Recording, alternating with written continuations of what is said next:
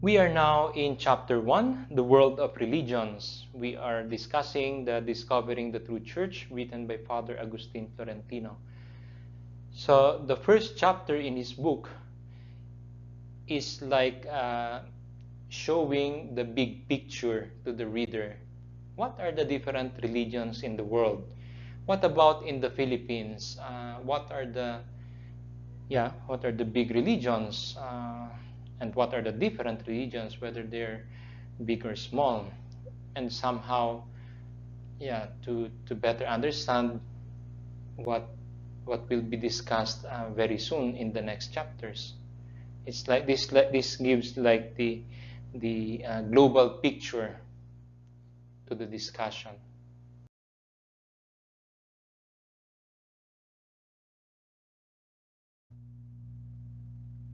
In this chapter, we are going to understand or discuss what do we understand by the word religion, and then some descriptions of the differences between sects and denominations, although really in the discussion throughout the book, the author would interchange sect, religion, church to mean a religious group. So there's really no strict distinction, but for the sake of clarity, so there will be a short discussion on this. And then the author will proceed to the different religions in the world. So like, what are the big religions? And then the same thing will be done, but on the national level in the Philippines. Religion. So according to one author, his name is Lactantius, so the word religion comes from religare, and religare means to bind. So, well, from this, we can already make some like development of that word. So, religion indicates the bond of duty, whereby a man is bound to God. So we bind our souls to Him alone. So this binding is clearly manifested when man gives the worship due to God alone. So from relegare to bind, so we reach worship due to God alone. Therefore, religion denotes properly a relation to God, a relation of worship. So it's a system of truths, laws, practices, which man recognizes and observes in paying worship to God. So that's religion. A system of truths, laws, and practices. And within these truths, laws, and practices are within the context of paying worship to God. So adoring God, worshiping God. So that's religion. Now, the differences between sect and denomination, well, there are different characteristics to compare them, from which to look at. So, in terms of size, the sect are usually smaller than the denominations. Relationship with other groups, well, denominations are more, they are able to work in harmony with other religious groups. They accept the other denominations. Unlike sects, they reject. With regard to wealth, well, denominations, well, they usually have extensive wealth. They are richer than sects. Religious service. So this is quite interesting. With the denominations, the emphasis is a bit more on the intellect. So think of the Lutherans, think of the Anglicans, think of the Presbyterians.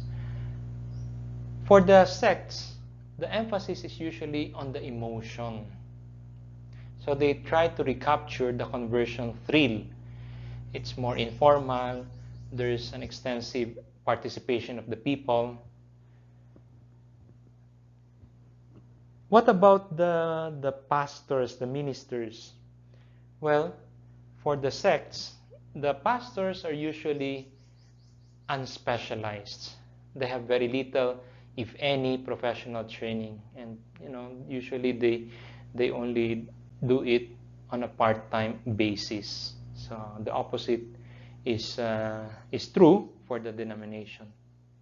They're specialized, they're professionally trained, they're full-time. With regard to doctrines, this is another interesting difference. So the sect tend towards literal interpretation of scriptures. They emphasize also upon otherworldly rewards in the afterlife. The denomination, they are more liberal in their interpretation of scriptures, and they also emphasize the reward here in this world. Membership, well, in the denomination, they are usually born into the group, or there are some ritualistic requirements. There's intellectual commitment. Again, in the sect, the commitment is more on the emotional. So what's that? Membership is about the conversion experience. How do they see the world at large, the external world, you may say? Well, for the denomination, they endorse the prevailing culture and social organizations, while the sects, they are at war with the secular world. The world is evil. For the social status of the members, for the sects, they are usually coming from the lower class, while the denomination, they're usually coming from the middle class. So these are the differences. Okay, so now let's go to the world religions. So these statistics were made, or were, you may say, it's true in the year 2010. The study was published in 2012, but the numbers really refer to the year 2010. It was done by the Pew Research Center, a research center in Washington, D.C. Now, it's interesting to see that there are 2.2 billion Christians in the world. That's a lot. That's almost 1/3. Muslims, there are also so many. 1.6 billion, almost 1/4 of the population. And surprisingly, religiously unaffiliated. So it's interesting to know from mainly which countries are this. But anyway, 1.1 billion. Wow. This is an invitation for us to really do a lot of missionary work. How come there are 1.1 billion, like half of the 2.2 billion of Christians? How come there are 1.1 billion who still do not know Jesus Christ? Hindus, there are 1 billion Hindus. Buddhists, there are 500 million Buddhists. Folk religionists, 400 million. Other religions, 58 million. The Jews, 14 million. So you can say that the biggest groups are the Christians, the Muslims, the Hindus, all of them over 1 billion. And somehow the Buddhist is like the 4th biggest. Okay, so Christianity is the biggest group. So from a handful of original disciples, it grew to a huge 2.2 billion adherents today. Well, this may be considered as a big success, but it's also true that there are many people who do not know, or who have not heard, or have not accepted Jesus Christ. 4.7 billion. Well, the total, as we have seen, of the world population in 2010 is almost 7 billion, 6.9 billion. But today, there are 8 billion people on earth. But the thing is, this Pew Research Center has no, they do not have the updated statistics. Probably it's about to come out. But this is the latest that we have. 4.7 billion who do not know, who have not accepted Jesus Christ. We have to do a lot of missionary work still.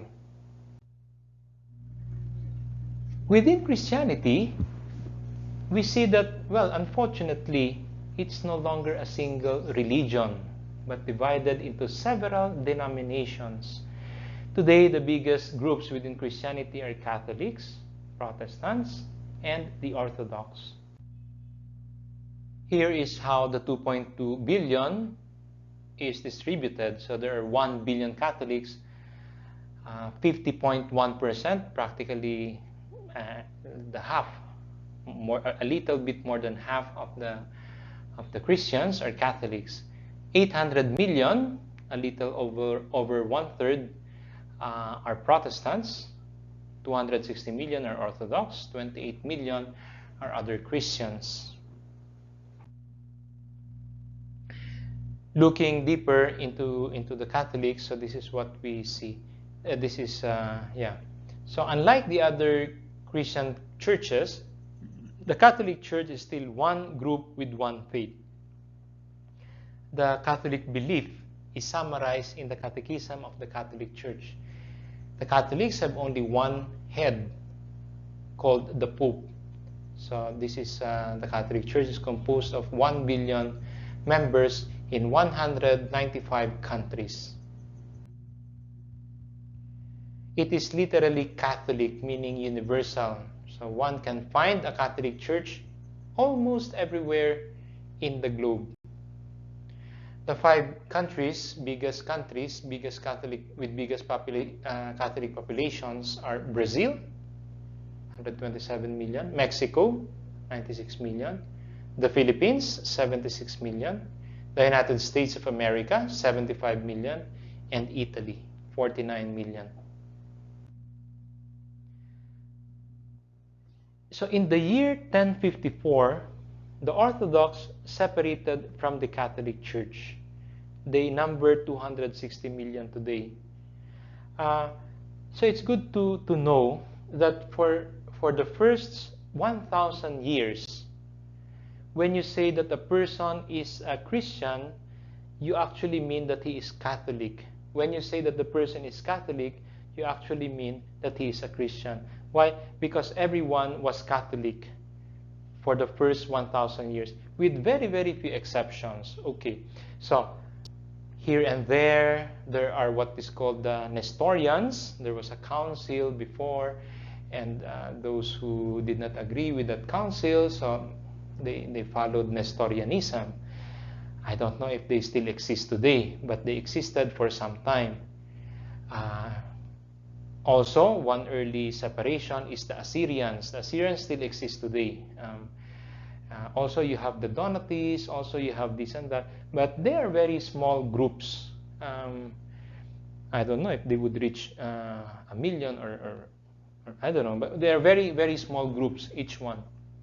And I don't know if they still exist today. Well, Assyrians, I know that it still exists today. But the others, Nestorians, Donatists, I think Donatists does not exist today anymore. So the big separation really happened in 1054. So it's like a huge hemorrhage within Christianity. That's the Orthodox Church. So from 1054, now there are 2 groups within Christianity. So you can say Christian Orthodox or Christian Catholic. Okay, so they number 260 million today. However, unfortunately, they are divided into several groups, and these groups, each one is independent and autonomous from each other. Generally, they have similar doctrines, very similar to the Catholic Church, with very, very little differences. Well, I don't know, not so little probably, because if it's about divorce, it's not very little. So some Orthodox Church would allow divorce. So there, no. So these are the examples: Greek Orthodox Church of Alexandria, Bulgarian Orthodox Church, Russian Church of Greece. There are more than 12 Orthodox churches independent from one another. So they only have a primum inter pares, so like a moral leader, but the others, they may or may not follow what that leader is saying. So for example, I don't know now who is their figurehead. It used to be the one in Greece. But supposing it's still the same, so if the Patriarch of Greece says something, the Russian Patriarch may or may not follow what that Greek Patriarch said. In the Catholic Church, it's not the same. If Pope Francis were to say one thing, the Diocese of Manila, Archdiocese of Manila, the Archdiocese of Lipa, the Diocese of wherever, they have to follow what the Pope said. So it's not optional. So the Pope has real jurisdiction on all the dioceses in the world. But in the Orthodox, it's more of like practically a suggestion. They may or may not follow it. So that's why they really do not have one leader. So they have several independent, autonomous leaders. The Protestants is more complicated. The Protestants came about in the year 1517 when the Catholic priests Father Martin Luther, a former Augustinian monk, rebelled against his Catholic Church. He was the priest of the church. 1517. So, meaning from, you may say, from the foundation moment in the time of Jesus Christ up to 1054, there was only one Catholic Church. But when Orthodox separated, so then, from then on, from 1054 to 1517, there were now two groups within Christianity, Orthodox and Catholic Church. Again, I insist, there are smaller groups. There are small groups like the Assyrians, etc. But you know, they're just so small that, yeah. Okay, so the big groups really are Orthodox and Catholics. From 1517 onwards, so many Protestant churches, sects, denominations came about. Martin Luther, apparently, he wanted, so different from Martin Luther King, American of recent times. So this is Father Martin Luther, a German who began Protestantism. So he began wanting to reform the church, the Catholic Church. But he ended up with so many divisions, so many conflicts among themselves. So there is this estimate by the World Christian Encyclopedia that there are as many as 9,000 Protestant denominations and another 22,000 independents. That's a lot. And that's a lot of confusion as well. So this is a summary. So 22,000 independents, 9,000 Protestants, and they also say that there are 1,600 marginals and 168 denominations who are of the Anglicans.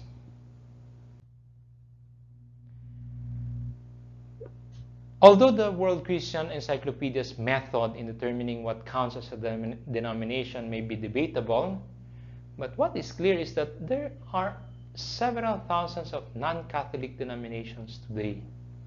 So the 9,000 Protestant denominations came from the original handful of Protestant groups in the 16th century. You only had very few, what is called today the mainline Protestants, Lutherans, Calvinists, etc. No? So, and then from there, it became 9,000 or actually more, depending on how you categorize a denomination. In fact, the Pew Research Center, very in a scientific way, so they define what is a Protestant. So the first group is made up of historic Protestants who belong to churches originating or reformulated at the time of the 16th century Protestant Reformation in Europe, as well as other denominations that came later, such as the Methodists, etc. So that's one group of the Protestants. The second group is the Anglicans. So you know the story that the Anglicans, this began with Henry VIII. When Henry VIII, King of England, he was not given the permission to have a divorce with the Queen. Well, he did not like it, and he separated from Rome. And that's the beginning of the Anglican Church. The Episcopalians are like, you may say in general, like Anglicans, but outside England. So these are the Episcopalians.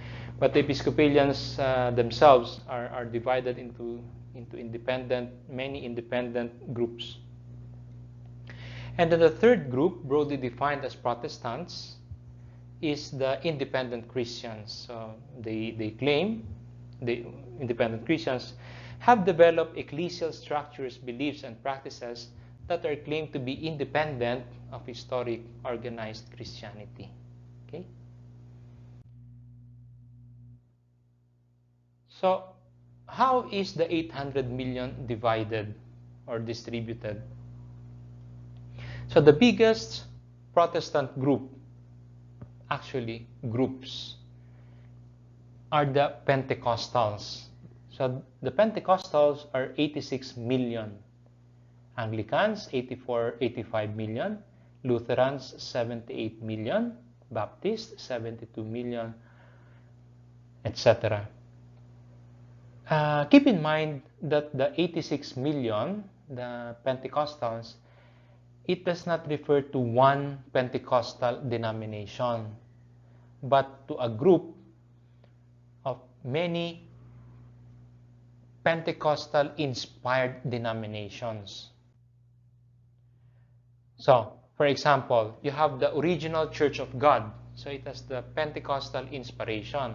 You have the Apostolic Church of Pentecost. You have the United Pentecostal Church. You have the Elim Fellowship.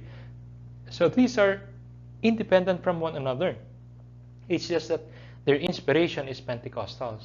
That's why they are grouped as Pentecostals. But it's not one religion or one church. From the world landscape of religions, let us go now to the national landscape, the religions in the Philippines. So for centuries, practically all the believers of Christ in the Philippines were Catholics. With a little exception, in 1762 to 1764, the British came and invaded, quote unquote, the Philippines for such a short moment. But I don't know if it has religious consequences, if Anglicanism was propagated in those years. Anyway, it can be said that practically all the believers in Christ until 1898 in the Philippines were Catholics, practically all of them. But in 1898, the Americans brought with them Protestantism. This is a very good piece of information, that Protestantism in the Philippines is really young. Well, actually, Protestantism itself is young. It only began in 1570. And it only reached the Philippines in 1898. So the Catholic Church in the Philippines is the biggest single religion. The combined number of non-Catholic Christians, those who believe in Jesus Christ, but are not Catholics, is merely 12% compared to 80% who are Catholics. So this is the statistics. 100 million Filipinos all over the country. Of this number, 80 million are Catholics. So this is from the Philippine Statistical Authority of 2019. So there are 80% Catholics, or the 80% of the population is Catholic. And then the combined non-Catholic denominations is only 12.4 million. How is this divided or distributed, this 12.4 million? So the biggest, single group, Iglesia ni Cristo is single, is Iglesia ni Cristo, 2.6 million, 2.7 million. Sometimes people have the impression that there are so many because they have chapels here, chapels there, that there are so many in the world, in the Philippines. But actually, there are only 2.7 million. El Shaddai, the Catholic charismatic group, is 8 million. So the evangelicals is 2.4 million. But again, these evangelicals, it's not one group. This is a collection of several groups. The Philippine Council of Evangelical Churches. So, well, the single religion really is the Iglesia ni Cristo, 2.7 million. So the evangelicals, there are 2.5 million, and as we have said, El Shaddai is 8 million, Catholic charismatic group, 3 times bigger than the evangelicals that are already grouped together. But again, they are not one single denomination. They do not have just one belief and one head, but independent groups. So it's good to see how these groups proliferated. So looking at the Pentecostal and holiness inspired movement, so you have the Alpha and Omega Christian Church. Nothing to do, no relation with the Apostolic Faith Mission, no connection with the Assemblies of God. So these are independent groups. Church of the Nazarene, Ecclesia of the Holy Spirit, Iglesias Espiritu Santo, Evangelical Full Gospel Revival Center, Holiness Nazarene Mission, Iglesia ng mga Panganay, Pentecostal Church of Christ, Pentecostal Church of God of the Philippines, Pentecostal Church of Jesus Christ. If you examine the evangelistic associations, the evangelicals, which is worldwide, the evangelically inspired groups, it's combining them, they are the biggest. So that you have the Calvary Temple Evangelistic Association, Christ for Greater Manila, Christian Evangelical Mission, Christian Layman Evangelistic Crusade. So you have all of these different non-Catholic denominations in the Philippines. There will be a more, like a continuation of the discussion with more pieces of information in chapters 6 and 7 of the non-Catholic denominations. This is, well, since this is just an introduction of the world of religions, so we end here chapter 1. Thank you for listening.